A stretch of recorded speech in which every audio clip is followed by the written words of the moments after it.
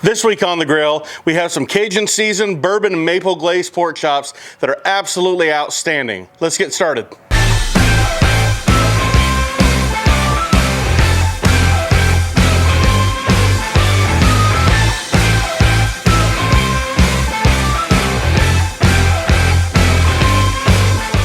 Pork chops are a favorite around here, but a lot of times they get old if you're using the same barbecue seasoning, the same grilling techniques over and over again.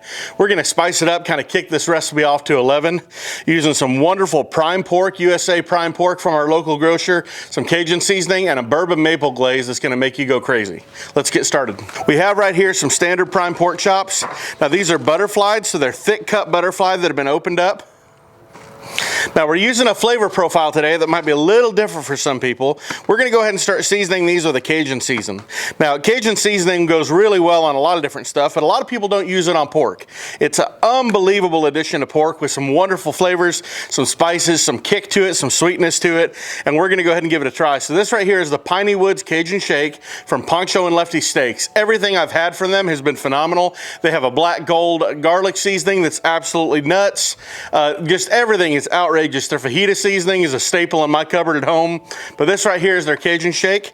So we're gonna go ahead and take these pork seasons. Now, if you want to, you can coat them down in oil. These are moist enough, I'm not gonna worry about oiling them. The oil is just a binder, but with the juice that's already on these, it's gonna stick real well. So we're giving these a good Cajun shake. Gonna get that seasoning all over them. We're gonna do a little bit of a reverse sear on these. We're gonna let them smoke in the smoker for a little bit, gather a little bit of that wonderful pecan flavor, and then we'll temp them and we'll bring them back over and we'll grill them off and we'll glaze them with that bourbon maple that's gonna make them over the top. Now it's important if you're doing something like this, especially with a reverse sear, that you have a nice thick cut pork chop. If you use something too thin, you're not gonna be able to get that thing to temp without drying it out before you go to do your final sear.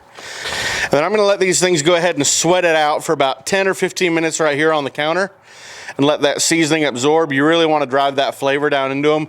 We're going for just a burst of flavor today, right in your face flavor. Nothing light, nothing overly porky. We really want the Cajun to come through. We really want that bourbon and maple to come through. They're gonna go on the Hastings behind me over some pecan smoke. Smoke at about 275. We'll give them about 15, 20 minutes in the smoke. Right on the grate, so not in a pan. And then we'll start glazing and we'll move them over to grill them.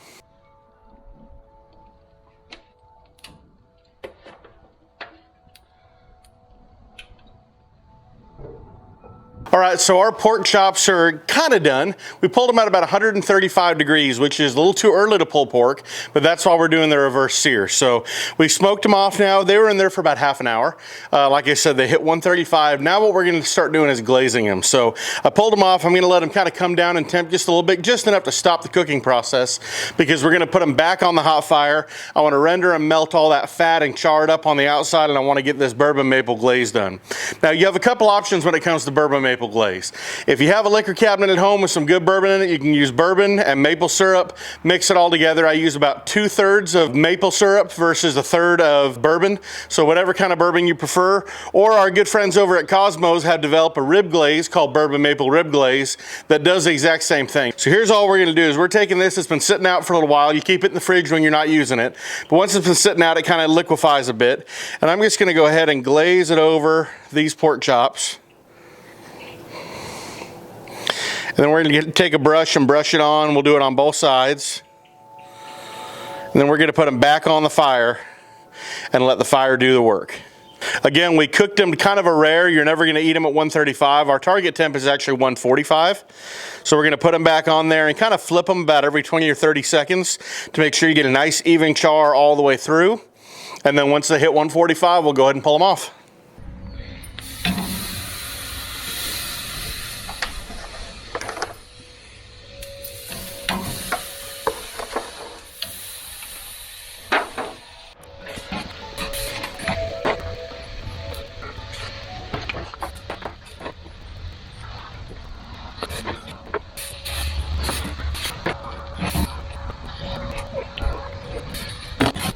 All right, these pork chops are off and they look absolutely phenomenal. They got a wonderful pop of red color coming from that Cajun seasoning.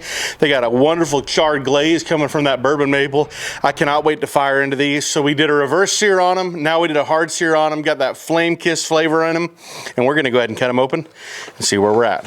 Again, we wanted 145 internal temperature on these. So they don't overcook. Pork you can take to 145 and it's completely safe. Oh my goodness, this looks so good. It's tender. It's got that glaze on it. Tons of flavor. Some heat from the Cajun. Some good sweet from that glaze. And this is where it's at. You could put this on a sandwich. You could serve it with some rice or a side. Even just eat it on its own. Absolutely killer. Don't be afraid to mix some fun flavors like Cajun seasoning and bourbon and maple. And enjoy these on a great weeknight. It's an easy, quick cook. Took less than an hour to get the whole thing done.